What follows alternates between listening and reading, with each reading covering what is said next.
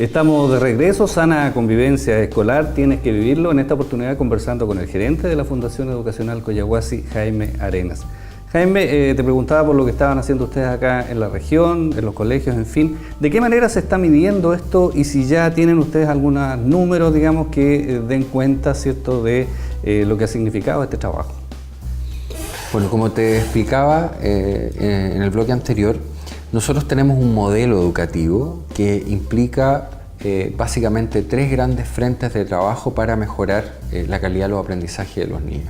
Una es la profesionalización docente, otra es la gestión escolar de calidad, todo lo que tiene que ver con la gestión de la escuela, entendida la escuela como un organismo que está trabajando para el aprendizaje de los niños, no solo lo administrativo, está todo lo que hace el liderazgo de los directivos, etc. Y el último aspecto que nos dimos cuenta es el involucramiento de la familia. Entonces, en esa línea, y te agradezco mucho la pregunta, estamos nosotros con una medición que estructuramos con UNICEF. Esa medición es producto de un trabajo de 4 años que nos ha permitido pasar de un dispositivo de medición a un índice. Este año nosotros lanzamos este índice de medición distancia familia-escuela como una innovación que además no es solo local, sino que es nacional, porque no existe este índice. Ese índice pretende medir cuál es la distancia que existe entre las escuelas y la familia en varios aspectos que son muy relevantes. Uno es la organización de los papás. Otra es cuáles son los espacios que le da la escuela a la familia. Y en tercer lugar, cómo participan los papás en esos espacios y además cómo ellos son parte o no de los procesos educativos de la escuela. Y hay distintas categorías donde quedan las escuelas clasificadas y a partir de eso la escuela puede tener un plan de acción anual para ir mejorando estos indicadores e ir logrando que este factor sea cada vez más positivo para el aprendizaje de los niños. Esto está en base a una investigación que la misma UNICEF hizo ya hace un poquito más de 12 años, que investiga a colegios que, siendo de condición vulnerable, al igual que otros, les va muy bien. Y entonces fueron a mirar, y uno de los factores que se repetían en todas estas escuelas es que los papás participaban, que los papás tenían una voz, que los papás eran involucrados en el proceso educativo. Entonces, en esa línea estamos midiendo. No podemos informar porque los resultados por escuela son privados, eso lo mantenemos siempre así. Pero ahora en el Congreso vamos a presentar el estudio agregado de cómo estamos en estas escuelas, que son una muestra interesante en la región de cómo se ha ido avanzando en este proceso. ¿Qué pasa con la relación entre los jóvenes en sus cursos, digamos, con sus iguales? Ahí se nota un cambio, digamos, en las conductas, en la forma de relacionarse en términos de esta sana convivencia escolar. Bueno, en esa línea, junto con este programa de UNICEF, nosotros trabajamos en la provincia de Antamarugal, no en la totalidad de las escuelas, sino que en las que hemos visto que es más necesario y que ellos también quieren comprometerse, pues las escuelas están con muchas cosas, entonces hay que buscar foco, con un programa que se llama Entre Niños. Es un programa que toca el desarrollo socioemocional de los niños y de los profesores para poder incorporar este elemento que es tan importante, que en el fondo constituye como el escenario sobre el que uno se para. Bueno, yo soy profesor, yo también he tenido la experiencia de cuando tú llegas a una escuela donde no hay un buen clima y donde también uno puede transformar esa situación en la medida que todos se pongan de acuerdo y tengan claro lo importante que esto es, y donde se generan climas adecuados para el aprendizaje, donde hay aceptación, por ejemplo, de todos los niños, sin importar que los niños tengan distintas maneras de aprender, por ejemplo, o que exista algún niño que tenga alguna dificultad, por ejemplo, y que sus compañeros entiendan que somos todos diferentes y que es importante la opinión de su compañero, aunque tenga, por ejemplo, dificultades para hablar.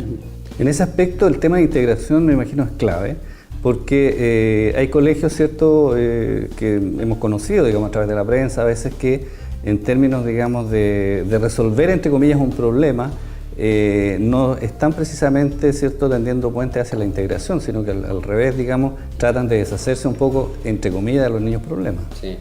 Mira, te puedo compartir, nosotros tenemos un congreso ahora la próxima semana y hicimos el año pasado una investigación sobre la integración de niños con necesidades especiales en todas estas escuelas.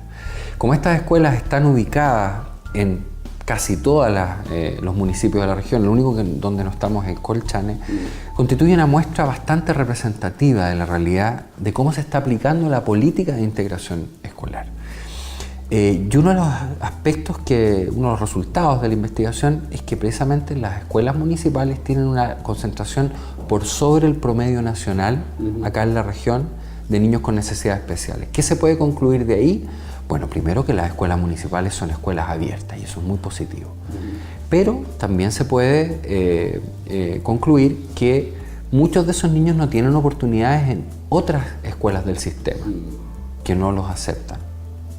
Claro. Y entonces eso es un elemento muy serio porque la integración escolar es el mejor medio para que un niño con necesidades especiales se desarrolle.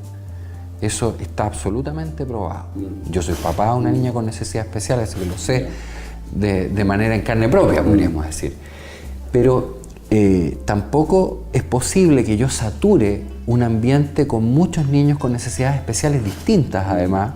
Entonces hay un límite también y por eso es que la ley pensó en más o menos 7 niños por curso.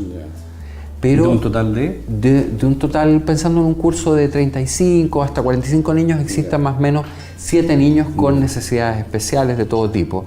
La ley lo pensó un poco así, los expertos, pero lo que se da hoy día en las escuelas municipales es que hay muchos más niños. ¿Y los profesores están preparados para enfrentar esta realidad?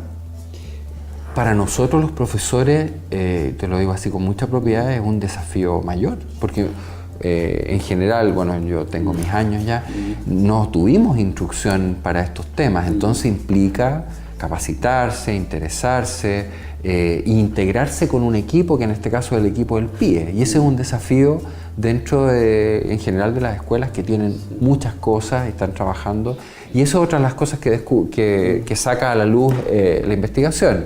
La importancia de que el equipo PIE se institucionalice, no es como un equipo externo, sino que es parte del dinamismo de la escuela y que el desafío de educar a niños diferentes es parte de la misión de la escuela y no es una cuestión que viene como agregada. Sí, te lo comentaba porque a veces uno, ¿cierto?, conversa con profesores en el ámbito informal, digamos, ¿cierto?, en alguna fiesta, en algún asado por ahí que se encuentra con ellos. Y hay algunos así como que se sienten un poco derrotados ya a priori cuando tienen que lidiar con muchos problemas en el aula, ¿cierto? Entonces, de alguna manera sienten que es difícil y que no hay un apoyo importante, digamos, para tratar estos casos, sobre todo los niños más complicados. Y en definitiva, un poco, ¿cierto?, hacen lo mejor que pueden, pero no necesariamente es lo que hay que hacer.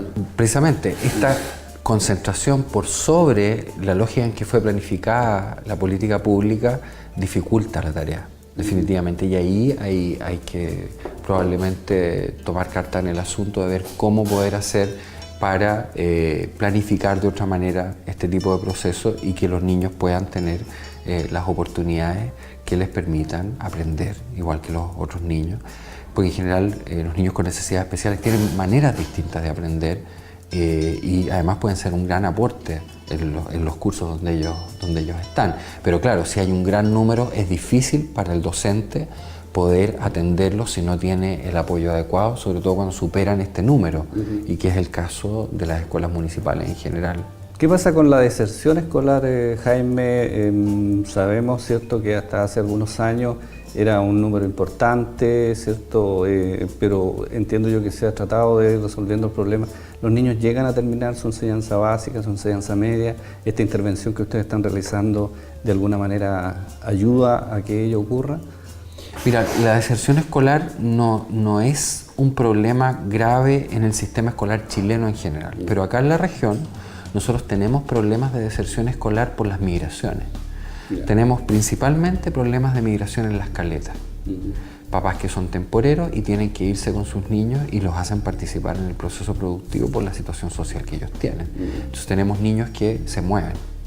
Ese es un elemento. También tenemos niños que se mueven aquí, en la ciudad. Niños que son hijos de migrantes, que llegan primero a Iquique, viven en condiciones muy precarias, juntos, etc. Sus padres logran insertarse a poco andar y se trasladan a hospicios. y tienes ahí una migración, y muchas veces esas migraciones no se producen en el año escolar, sino que a mitad de año los niños son retirados, etc. Hay toda una problemática ahí con el tema de la migración, que también tiene que ver con un tema normativo. Cuando la persona no tiene sus papeles al día, también la subvención escolar tiene un límite de pago para que esto se regularice. A veces los niños salen en noviembre, según el plazo legal. En otros casos se han tomado decisiones, entiendo que hoy día estamos en esa situación, de que los niños igual puedan seguir y puedan pasar de curso, sin que necesariamente hayan regularizado su situación de ciudadanía o de estadía acá. Esa es una situación que aquí se da, pero no tenemos grandes índices de deserción al margen de esto, que en algunos lados afectan mucho a las escuelas, porque son escuelas, en algunos casos que uno dice hay rotación de profesores, pero también hay rotación de alumnos. Claro. Y ese es un factor que hay que tener en cuenta a la hora de cómo abordar el fenómeno educativo acá. Bueno, vamos a hacer un alto, Jaime. Estamos en nuestro programa Sana Convivencia Escolar. Tienes que vivirlo aquí en Iquique Televisión. Vamos a la pausa y ya estamos de regreso con ustedes.